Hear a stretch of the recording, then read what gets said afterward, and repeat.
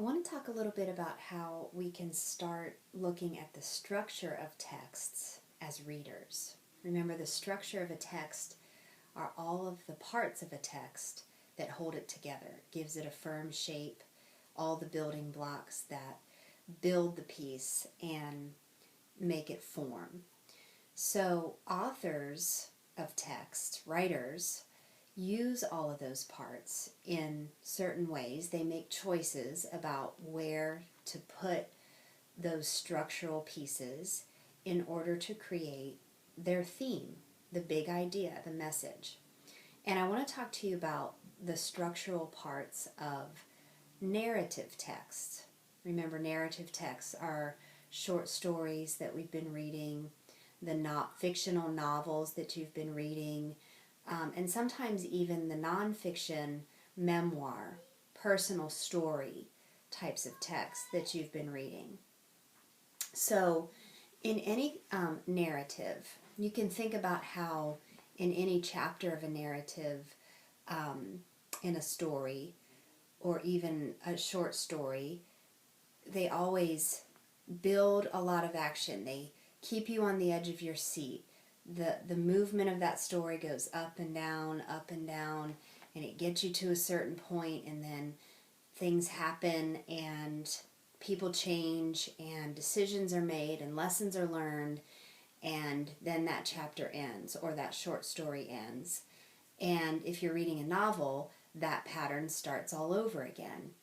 You know, things build gradually. We get to a really high point in that chapter, and then some decisions are made, and characters change a little bit, and the chapter ends. Well, that's that classic plot mountain that you've probably heard about since 5th or 6th grade. So I want to remind you of those parts again. The classic parts of a plot mountain, okay, that in the structure of a narrative go like this.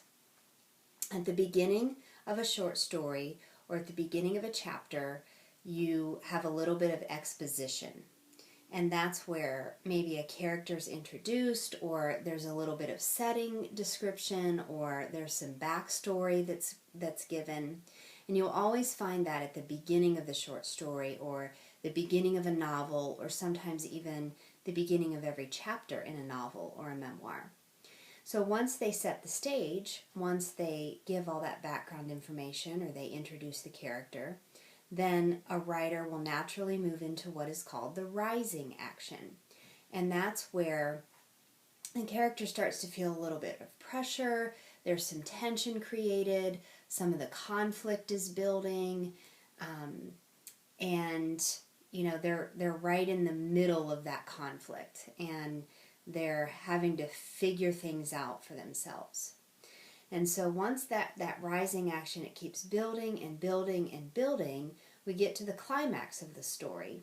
And that's where all of the problems kind of explode. All the characters come together. All of the problems kind of meet head on. And it's the high point of the story. And sometimes in a novel, in a longer piece, there can be more than one high point, more than one climax. Usually in a short story, you will only find one. So when all of those problems kind of meet at the middle, then things have to really start to change. Okay, somebody makes a decision, the writer then moves naturally into falling action.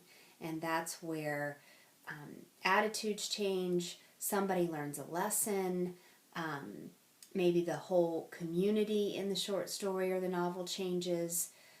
But some things are getting kind of turned around after that climax, and we're kind of on the downslope. We're headed towards the resolution of the story. That's the last part, and that's where the ending is. So sometimes things get wrapped up in the end, and some things are left wide open.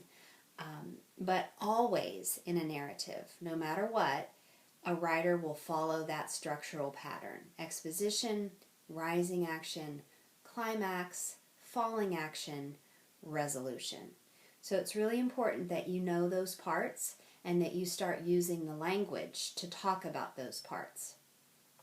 Some other structural decisions that writers make is that they choose to use particular techniques in their structure. And we've already been looking at one of these techniques a lot. We've been trying to pay attention to what characters think about, and that is a structural technique that a writer will use. So one technique for structure is that the writer will spend a lot of time developing a character's thoughts and emotions before they move into a section of dialogue. Or they might spend a lot of time on the description of a person and their behavior and what they wear before they move into what the character's thinking about and then move into the dialogue. So sometimes, like within that plot mountain, okay, they'll use techniques like description of people, the character's thoughts, the character's actions, the dialogue.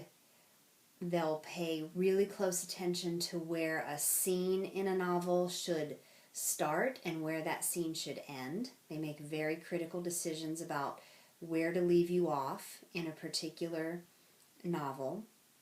They might use flashbacks as a structural decision to kind of deepen the story a little bit and give you a little bit more character development. They might spend some time defining certain terms. Like in the book that I've been reading, there's a character who has this made up world, and it's like a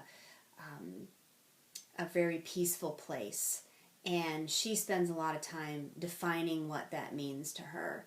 So that would be an example of a writer structurally defining something. And sometimes writers make comparisons between characters. So there are lots of different parts to the structure of a text. All narratives use that plot mountain, and then within that plot mountain, writers will use other techniques to form the structure.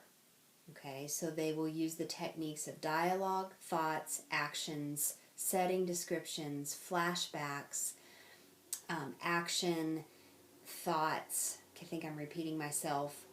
Scene endings and beginnings are also really important things to look at within the structure. And so all of that put together, the mountain and those techniques build the theme of the story. So that's why we slow down and take a really close look at all of those different structural parts. And that's what we're going to practice tomorrow in class.